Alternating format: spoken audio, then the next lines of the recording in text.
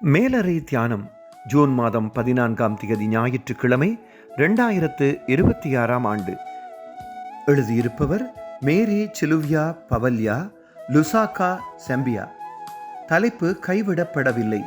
வாசிக்க வேண்டிய வேத பகுதி 2 கொரிந்தியர் 4ஆம் அதிகாரம் 7ஆம் வசனம் தொடங்கி 12ஆம் வசனம் வரை. இன்றைய நாளுக்குரிய தியான வசனம் மத்தேயு 27ஆம் அதிகாரம் 46ஆம் வசனம். இயேசு ஏலி ஏலி லாமா சபக்தானி என்று சத்தமிட்டு கூப்பிட்டார். அதற்கு என் தேவனே என் தேவனே ஏன் என்னை கைவிட்டீர் என்று அர்த்தமாம். ஒரு சிறிய பேருந்தில் நான் படிக்கும் வைத்திய கல்லூரியை நோக்கி போய்க் கொண்டிருந்தேன். எனது உள்ளத்தில் ஏமாற்றம் நிறைந்திருந்தது.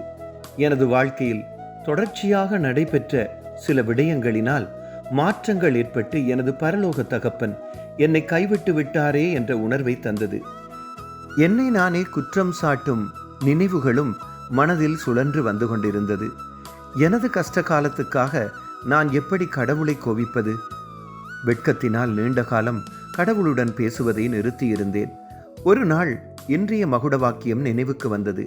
இயேசுவும் கடவுள் தன்னை கைவிட்டு விட்டாரே என்று உணர்ந்தார். அப்படியானால் நானும் அப்படி நினைத்ததில் தவறில்லை என்று உணர்ந்தேன். இந்த வெளிப்பாடு கடவுளுடன் திரும்பவும் ஐக்கியப்படும் இடத்திற்கு என்னை கொண்டு வந்தது. எனது சுய குற்றச்சாட்டுக்கு பதிலாக எனது கோபத்தை பார்த்து கடவுள் என்னை வெறுக்கவில்லை என்ற நிச்சயம் ஏற்பட்டது. எதிர்பாராத சூழ்நிலைகளை கடவுள் உருவாக்கவில்லை. எனது வேதனையின் மத்தியில் கடவுள் அங்கே இருந்தார். வாழ்க்கை நல்லதாக இல்லாவிட்டாலும் கடவுள் நல்லவராகவே இருக்கிறார். இயேசு வெற்றியாளராக உயிர்த்தெழுந்தார். நானும் கஷ்ட காலத்தை மேற்கொண்டு வாழ்வேன். ஜெபம். அன்பான தகப்பனே, எமது ஜெபங்களை கேட்கிறதற்காக நன்றி. எமது சூழ்நிலை பாதகமாக இருந்தாலும் நீங்கள் நல்லவராகவே இருக்கிறீர்கள் என்பதை மறவாதிருப்போம். ஆமீன்.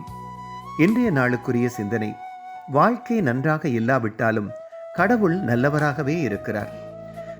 கடவுளுடைய அன்பும் இரக்கமும் அவர் தரும் பாதுகாப்பும் இந்த நாளில் உங்கள் அனைவரோடும் கூட இருப்பதாக.